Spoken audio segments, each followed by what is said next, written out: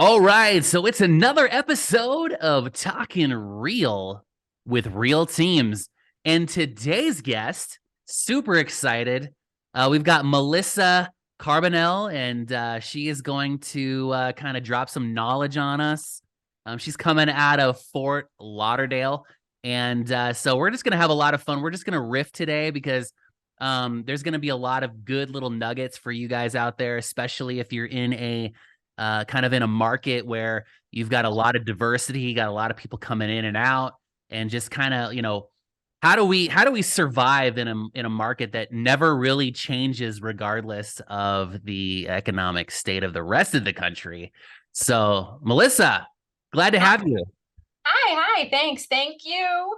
Thanks for having me. I'm excited to have this conversation. Yeah, me too. I love talking real and I love talking teams. So let's just kind of take it back. So let's talk about the origin story of the team, like why you started a team and what was the needs that you had, and then kind of like how it transitioned into how does real marry with your team and what was the value add piece there.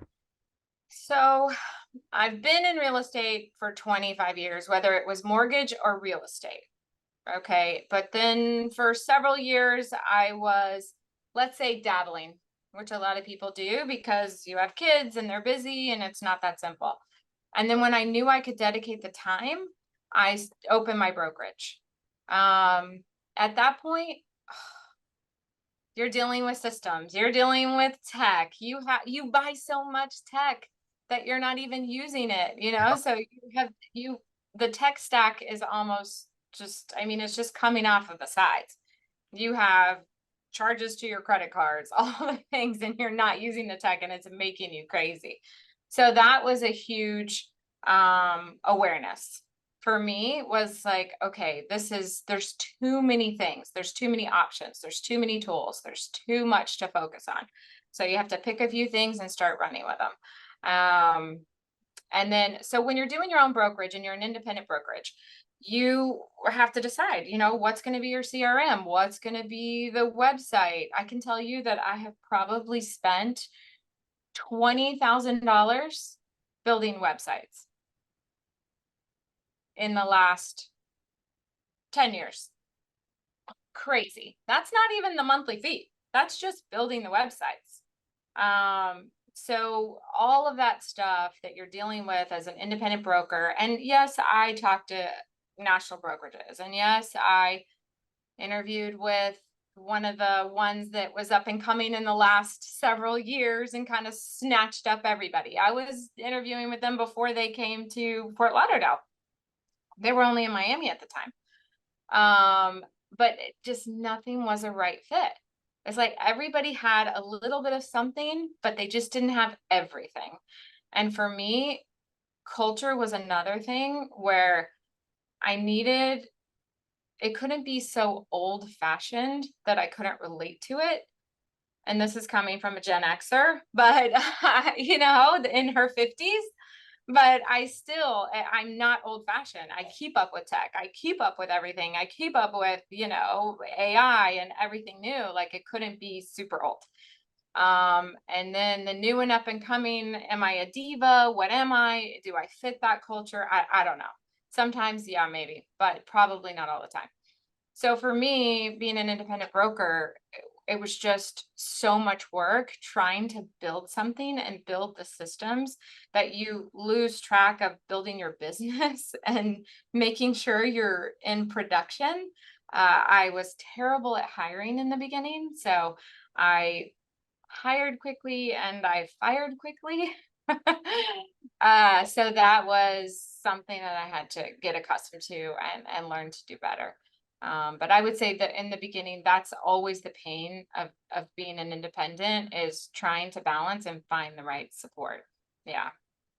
Yeah, definitely. The navigating the electronics and the hardware, the software, the website. The problem with websites is that, you can have the prettiest website, but if it doesn't do anything for your business, we get so caught up, especially as team leaders, is that Yeah. we're like, in order for us to be the best in our area, we have to have the best website out there in order for, and it's like at the end of the day, like if you keep your team productive and you're doing deals, like it doesn't matter what kind of website you have, because we got agents up, we got brokerages up here that have websites still from like the 90s that haven't Yeah. been updated yet, and they're just crushing it. Yeah. So I just think,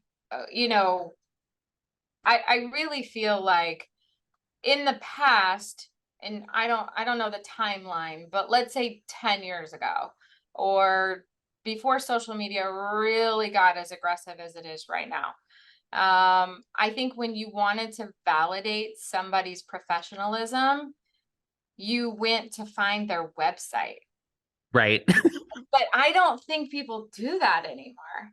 I think people put their name in a Google search and they see what comes up. And if they have a Google page, if they have Facebook, if they have Insta, if they have all these things, that's really what they're looking for. Because, for the most part, our websites are not going to be the go-to for people to search properties. And in the past, websites were really just for, is this a real company?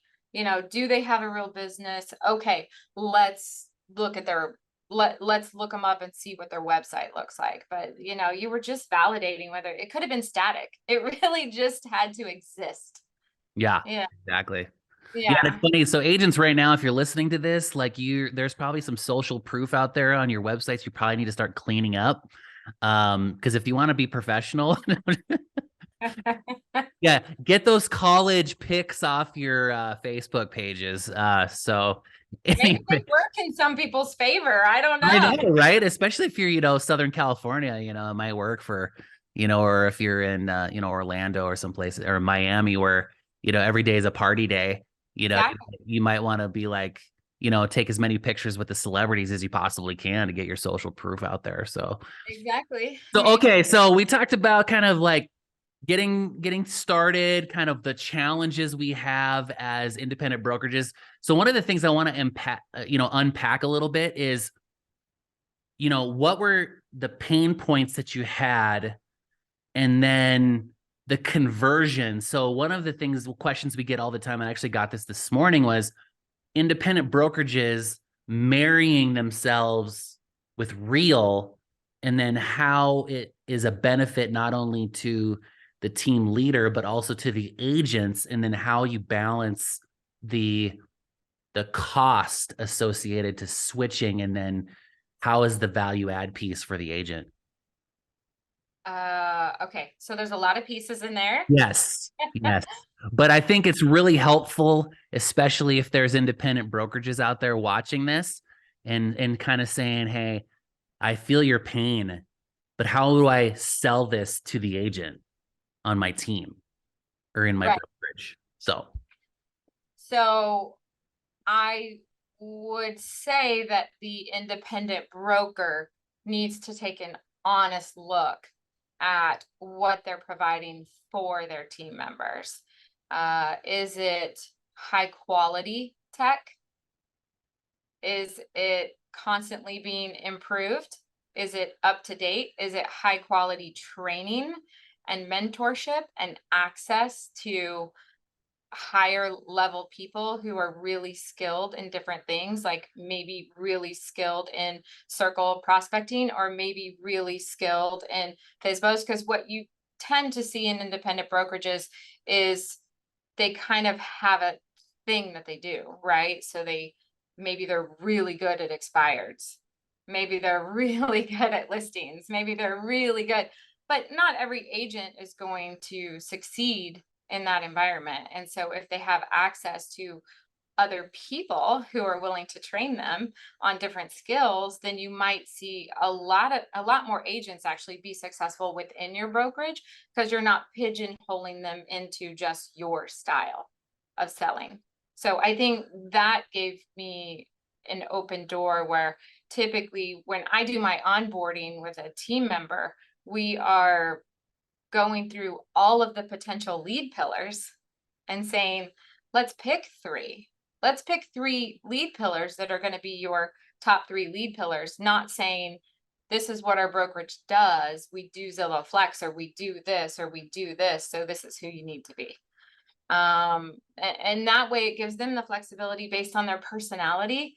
And so with joining Real, I mean, I could probably go on for hours because it was a game changer for me. And all of a sudden I felt the freedom and the comfort to recruit like crazy onto my team, because I'm not worried about payroll. I'm not worried about, is the CRM good enough? I'm not worried about tech. I'm not worried about tracking deals. I'm not worried about training. They're going to have access to everything. They're going to have access to resources. So I realized at that point that I have all of these resources, and then I can just focus on being a team lead and building my team and building each individual up. You know, there's a saying when you're a team lead and you're talking to someone who's at 100% brokerage, right? They go to 100% brokerage because they just don't know. So there are some people that the 100% brokerage is great for them because they just want to dabble and do a little bit, or they're very like, they don't want to listen to anybody or do anything different than they do. And that works for them. But for the majority of the people there, they're not making any money. But if you go somewhere where you have a team lead and they're guiding you and they're working with you every day on, okay, we're setting up your lead pillars. Now you're doing this training. Now this is what you're going to do. Okay, we set up your ideal calendar week. Okay, this is what you've committed to. And then you have all the tools and the time to spend with each one, because you're not building out all those other systems and trying to learn what tech is out there and what are you missing, because everyone else is already doing that at Real for you. They're already doing it for you. You don't have to do it. Was that rambling? No, that was good. No, you're good. That, I mean, and these are all the challenges that we have as team leaders, is that we want to focus in on what we're really passionate about. And what we're really passionate about is building up our agents, making them Yes. excited to get out there and start dialing for dollars and meeting with people and having conversations, and not having to worry about, like, you know, when it's payroll on time, or did they get their check, or, you know, oh, I got to go in there and correct this because this split was messed up, or, oh, I got to contact this person because the title company messed this up, or whatever. You can leverage all of those resources with Real. And that's what makes it super nice, is that it's not that one more person that we have to hire and then babysit and maintain and making sure that they're doing their part. When what makes us wired the way we are as team leaders is that, you know, I want to talk about coaching. I want to talk about, like, how do we close conversations and have better buyers presentations, and how do we sell our listings, and what are we doing for marketing this week, or all the things that really just kind of keep the machine nice and oiled and ready to go, rather than worrying so much about the business pieces of it. That because we really like to see our agents thrive in the environment that we're trying to create for them, rather than worried about the next person I got to go yell at because the back office stuff is not getting done. You know what I mean? It's true. It's true. I mean, it's so true. And then you have like your, you know, you have your 941s that have to be filed and your 940s. And yes, you use a payroll system, and which payroll system, it's all of those things. So what Real did for me was, I mean, I can already tell just from I've only been with Real for about 3 weeks. 3 weeks. Yeah. That's awesome. It's crazy. So what it did for me was it gave me back what my intention was on building this business in the first place. It gave that back to me. It said, okay, you wanted to mentor, you wanted to coach. You know, they say what you have to ask your mind, your head question and your heart question, right? The head question is, I want to build this business. I've built 2 big businesses before. Not real estate. One was mortgage and one was my husband logistics company. So I said, I know I can do this. This is what I want to do. This is my head question. Like, I know I can build this. There's things that I want. There's things that I want for my family. And so I want to build this. The heart question is, I want to help agents who get stuck with other brokers unintentionally leaving them out to swim in the middle of the ocean with no assistance. So brokers may be well-intended on bringing them into the fold and saying, yes, you're going to grow here, you're going to whatever. And we hear it all the time. They give them the business cards, and then, you know, they have a cell phone and they're like, here's some trainings and here you go. And that's what you do. That was my heart question. I'm like, it's just wrong. There's people out there that genuinely want to succeed, but they don't know how. They don't have direction. They don't have anybody walking with them every day through the steps to be successful. They don't have that help. And they deserve it when they're really willing to put in the time. So that was my heart question. I feel like I'm a mentor, a teacher, and more of a coach. And that was my heart question, and that answered the question for me. So Real allowed me to become that person that I was getting pulled away from by trying to set up systems. Yeah. And there's all, you know, in our own minds, we're like, no, we can be the next Zillow. We can be the next, you know, whatever it is. And No. they don't realize like the reason why there's brokerages like Real is because it allows us to fast track getting to the end result, which is our happy place. And, you know, I don't want to have to talk to investors and figure out where the next round of funds are coming to build all these systems. And it takes away from the things that make us happy, which is seeing our agents be successful. And at the end of the day, like, you know, it's daunting. It takes up a ton of headspace to be like, how am I going to set up a training portal? How am I going to figure out a way to get marketing out there? And how am I going to figure out how to set up automations for, getting listing flyers out there and all this kind of stuff that just eats up so much ridiculous amounts of time. Yeah. When I can say, guys, if you need something, we already have access to, our workplace. So why are you asking me questions on this right now? Go to workplace and go set up your marketing, and then, we'll help you distribute it to all your socials and stuff like that, or worried about like which sign vendor we're going to use and all this, stuff that just takes up so much headspace, and that's what makes, being team leaders exciting, because then we can focus on, like, I love having agent attraction conversations. Like that is my most favorite thing ever, is just to try to unpack like where people are like stuck and like realizing how much, money they're spending on things that are not building their business.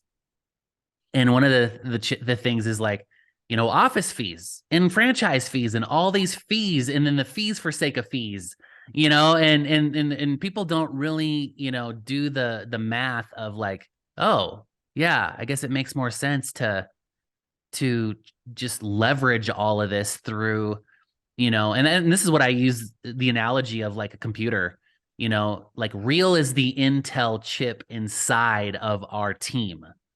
And so then everything is powered by Real, but we are still our team and we still have our team culture. But then we can piggyback off of all of the stuff that Real has to offer, and the expanded culture through Real.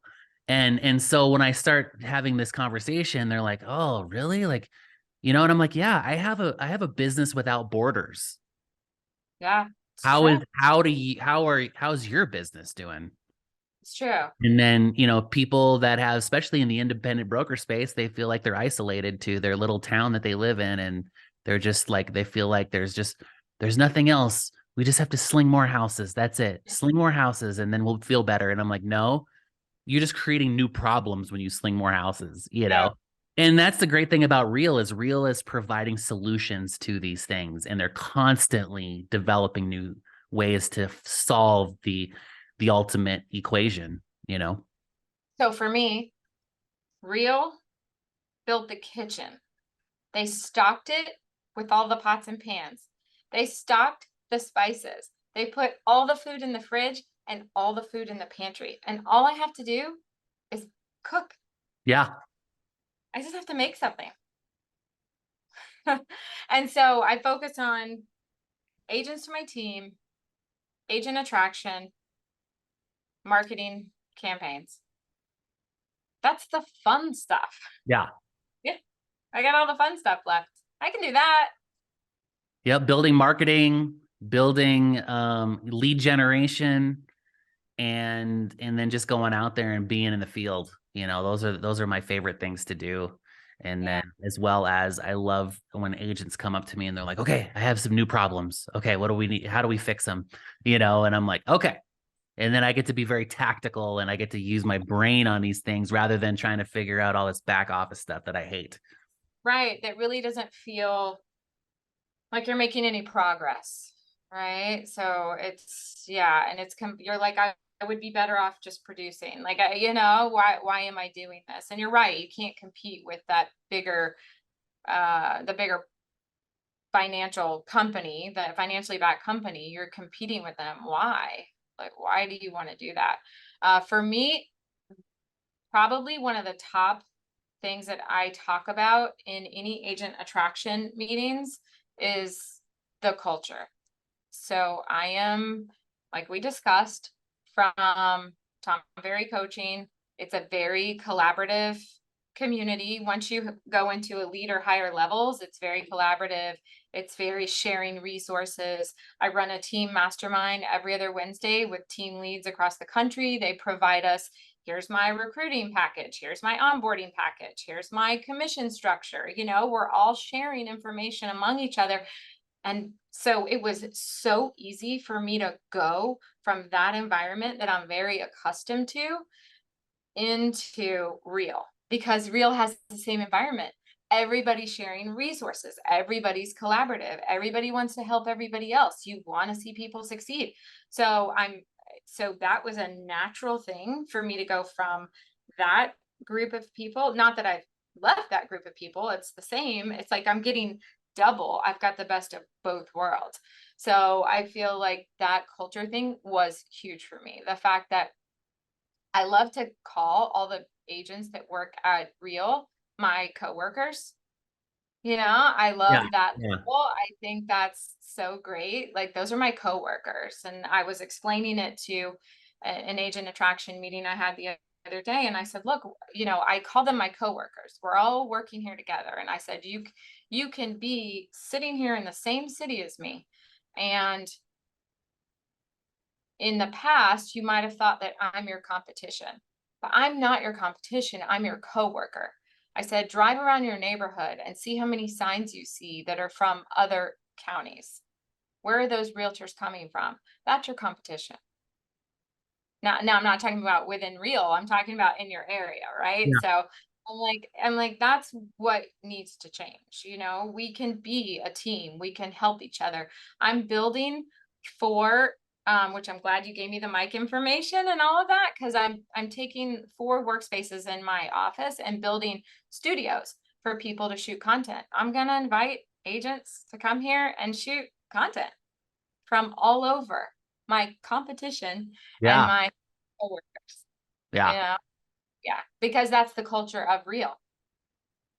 Yeah, when you were mentioning like, how many signs are in your neighborhood that are from outside your area, which tells me that they don't have an abundance mindset or they have not learned through collaboration, having a very good collaborative environment, how to dominate their area. So the challenge is then they decide that they're not good enough for their own area. So they have to expand outside of their area because they haven't learned how to be that dominant force in their own area. And we see that a lot here. It's like, stop chasing deals and attract more deals. Right. And that's what ends up happening is we're like, oh, I gotta drive 3 hours to go get this listing. And I'm like, why? It's more cost effective to just refer that out. And the great thing is that Real's so huge right now that we can just refer it to another Real agent in that area. So I am actually doing a co-listing right now with a Real agent from Orlando. That's awesome. Co-listing, we're splitting it 50-50. And I got a couple head cocks like, what? And I'm like, well, it's a $700,000 listing. So it's like somebody gave me a $350,000 listing, right? So what's the difference? Because we all know it's the same amount of work, Yeah. right? So 350, 700, there's a price break where it all sort of is the same cost, the same expectation for marketing and time. And we are working it from our end down here because it's closer to us. He came down for the open house. It was his relationship. He shot video for us, and then he helps any way he can. He went through the whole listing agreement with me in the beginning. We were on a 3-way call, like we did the whole thing. We did the CMA, we did the whole process. This is what we're going to do. This is how we're going to work it. And I'm happy about it. I think it's great. That's awesome. Yeah. Yeah, it's amazing how we can be how that collaborative even, across the entire state, Yeah. Yeah, Yeah. that's great. All right, so I want to touch on a couple things real quick that are a little bit more tactical. So the first one is what are you guys doing for lead gen right now? Okay, so around the listings, 2 of the listings, they're pretty hot. One especially. So one of them is in a neighborhood, so circle dialing, circle prospecting, going through, trying to drum up more sales from around that. I use RedX, so we buy the databases on RedX. I'm testing some of the newer, because in RedX you can break it down on how long they've owned their property, and I think some of the newer ones have more accurate information. So that's good. So then we're able to get more of the phone numbers are more accurate. So that's one of the things. We're doing hour of power. So we're doing the hour of power, calling, touching base with everybody in our contact list, trying to reach as many people as possible. Prospecting. My coach says prospecting is people you don't know. Lead follow-up is people you do know. One thing that I've never done really is manage my database properly. So that is something that we're doing now with more team players, because anytime I get a deal, I'm just like, if I have somebody helping me with the deal, then I can get more deals, right? So then it's like, all right, let's work this together. Then you're going to do that showing, or you're going to do this. And then I feel like I can just keep trying to bring more lead gen. Yeah. So those are some of the things. I have a pretty big network, so that's super helpful. And then that's pretty it. And then agent count is obviously something. Yeah. So how Yeah. many agents do you have on your team right now? 6. Yeah. Are you planning to expand into Mhm. more than that? Yeah. Yeah. But yeah. So in terms of your structure of your team, do you guys what's your team split look like? So I silo, so the whole team doesn't share in all of the deals. We don't have that set up. I don't know if some brokerages do have that set up, but I don't even know how that would work, because some people are always going to work harder than others. I don't see how you could do that. So I silo. So let's say I'm a team with Lisa, right? So whatever deals that we're getting as a team, whether it's from prospecting together, calling together, resources, then I do a 45-55. And 45-55 was part of the encouragement for the $12,000 cap. Okay, so that I give them the 55, it helps them pay the cap. I am gonna do more business because I have more people, right? So I have more people to share even my own deals with that I couldn't manage everything the same. So 45-55, it's 75-25 for self-generated. I don't have office fees. I don't have any of that stuff. I own my office condo. It's free and clear, like. Nice. Great. So not really it's only 1,000 square feet. So obviously I'm going to need another space eventually, but it's enough for right now. Because not everybody works from here. It doesn't make sense for them to work from here. So that's what I have everyone. The only fees that they have are the fees that Real has, the $250 to join, the cap, and then later on the per file fee. Yeah. Nice. And are you guys doing any Zillows or any of that kind of stuff? As far as I have them in my system. I don't buy them anymore, but I do have some that I know that there's money in there. So we'll probably go back and follow up with some of them, but I've shut all of that off. The problem with that I found with Zillow and Realtor in this area is a couple of things. One, they tell you that the median price in this area is, let's say, 650,000, right? In the zip code you want to buy in. Let's say I want to buy in a particular zip code at 650,000. I say this all the time. I've made video about this because it's so frustrating. But then they're sending you $250,000 leads constantly. Like, that's the majority of what you're sending me. So that was my issue with Realtor, because I said, okay, you should only be charging me based on what you're sending me, not based on what the median price is in that area. Okay. So unless you're going to consistently send me $650,000 leads, I'm not going to pay that inflated price for them. Right. The other problem is that we're a vacation market and we have condo hotels, and everybody sees those, and they automatically like want information about them, not realizing that the monthly maintenance fee is $1,500, or, you know, just a crazy amount. So yeah, they look beautiful, but at the same time, they're very expensive, and you can't ever live in them. You have 110, well, some of them you can, but you know, for the most part, nobody really wants the condotel. That's not really what they're looking for. Like 1 in 20 people actually contacting you about it even knows what that is. Right. So a lot of these leads turn into that. So it's a ton of research with no, actual traction, because it's just, and we run into that here in Wyoming too. We have a lot of people that are like, they have this misconception that Cheyenne and Wyoming is cheap because we just have less people that live here. And so they feel like, oh, I want a piece of land, and then when they realize that, that 5 acres is 200 grand. And then they're like, oh, well, that's too much. It's too expensive or whatever, because they have know nothing about Wyoming. And then, we're buying these leads that are just a bunch of research and running around that never go anywhere. So what we found is the best way to lead gen is either sphere of influence or like Google PPC and Facebook ads, because at least you own the amount of leads that you come in contact with, and then it's just a matter of the amount of touch points that you have. So it's just constantly working your list, calling those people, making good notes in your CRM. Because if you don't have good notes, then you go back and then you're like, what was that code for? Dang it. And then you got to call and be like, and then they get them on the phone again and you don't know what your notes were. So you're like, yeah, we talked about that last time. And you're like, oh yeah. We did talk about that last time, So like YouTube ads, things like that, that's the direction that we're going. So we're about to run a condo campaign that should be pretty successful. A lot of condo laws have changed here.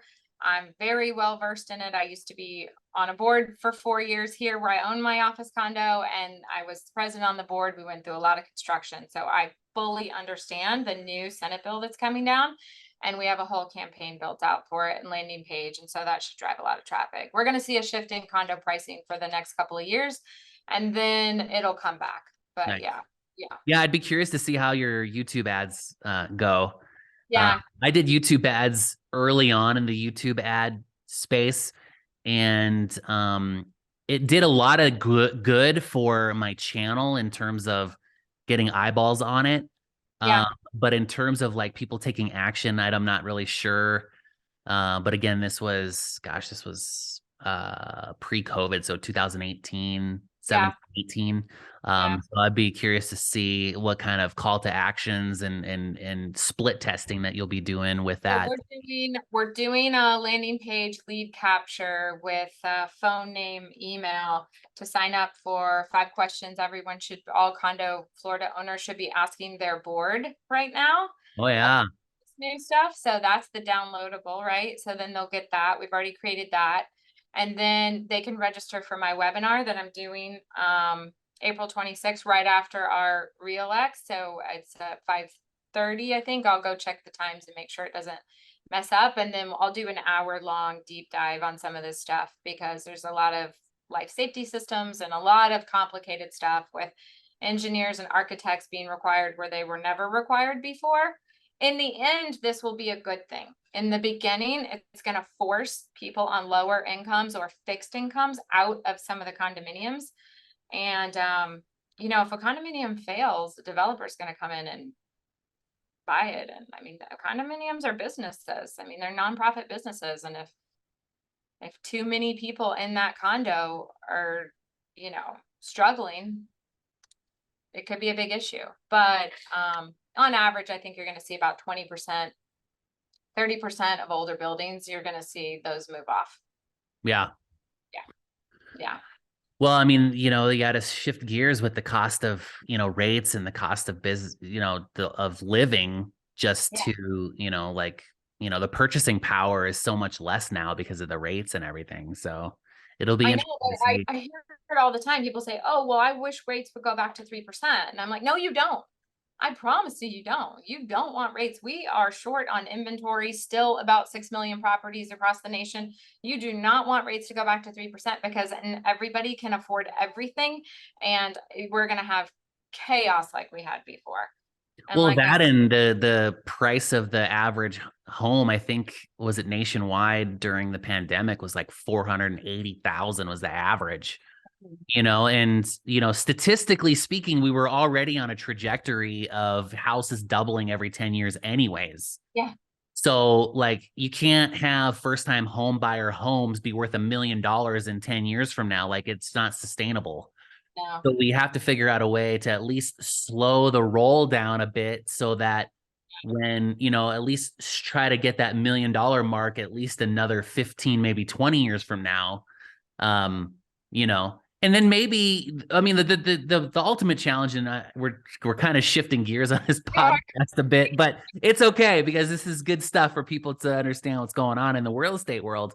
But at the end of the day, like, you know, the only way that we're going to be able to stabilize the market is if there's going to be massive government subsidy, because there's just no way that you can have real estate, which is an appreciating asset, to then just depreciate for the sake of depreciation for 5 years.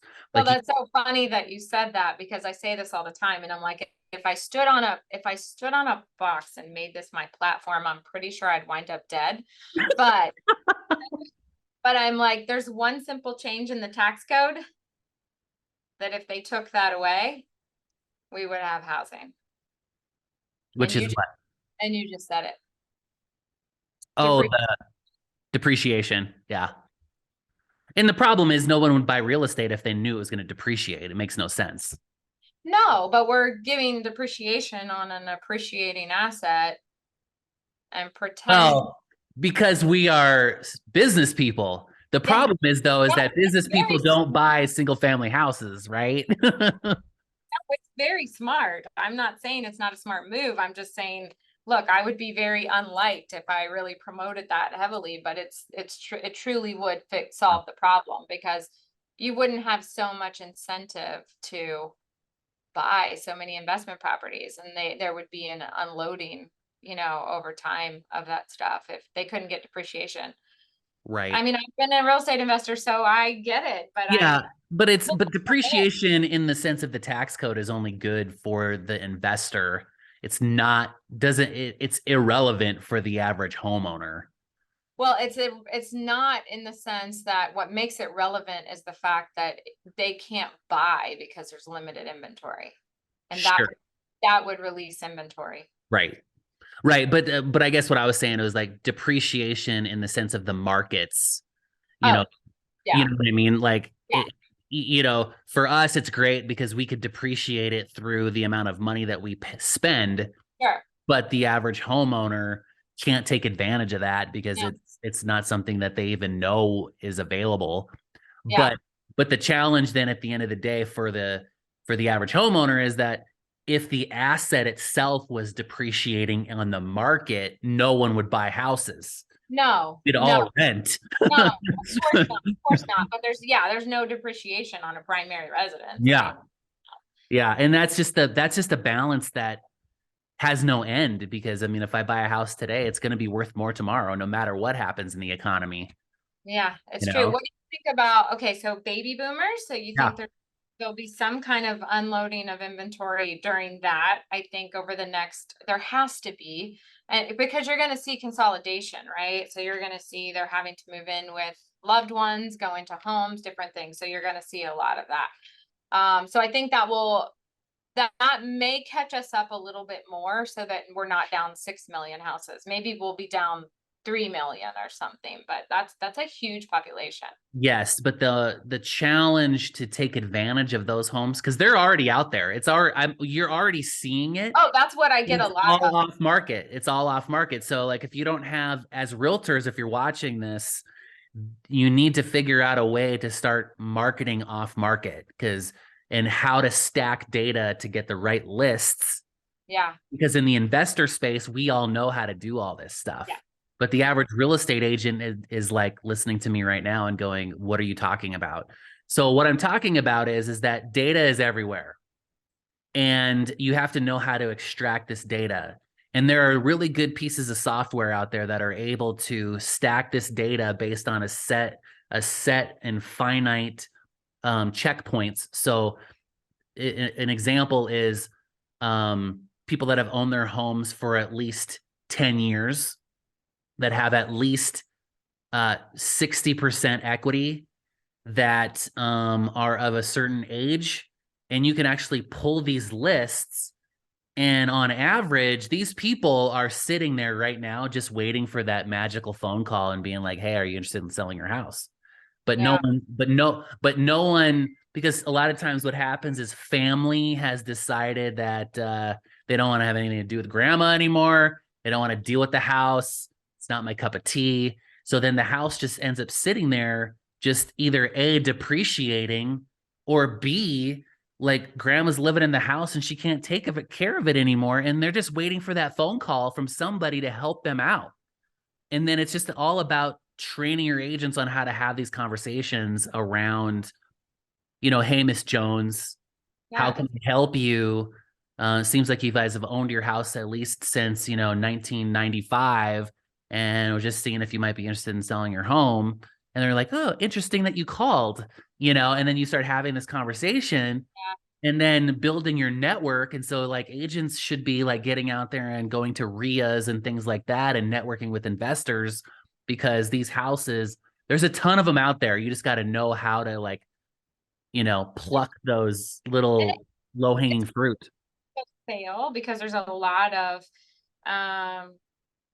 memories and compassion. It's a huge change. It's a loss because they're losing the house that maybe they lived in for. So I've done several of them. It is a different type of deal.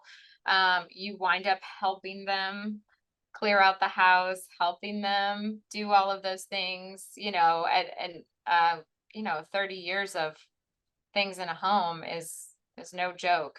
So, and it's usually a lot longer sale. Takes a long time Yeah. to actually prep them and get everything ready so that it can be sold. Yeah. You're talking 90 days to 6 months sometimes to get the deals closed. But the thing is, if you have a network of investors that you're like, hey, I got an off market deal coming up, Yeah, working with Joe, she would like to get it locked up, before it, instead of trying to hit the market. They don't want to deal with showings. They don't want to deal with any of that stuff. They just rather just have an investor come in and scoop it up. And even with a 6% commission on top of the cost, it's still a good deal for the investor, because after it's fixed up and put back on the market, I mean, there's $200,000 worth of equity right there. right. Yeah, 100%. I know we went way off track with building a team and team up. Yeah. But I mean, this is the future, guys. Like if you're Yeah, listening to this and you're thinking about like, how am I going to navigate through the changes in the market in the next 3 years? Like this is it. I mean, there's more listings off market right now than you know what to do with. It's just knowing when they present themselves is how to take advantage of these things. right. That's true.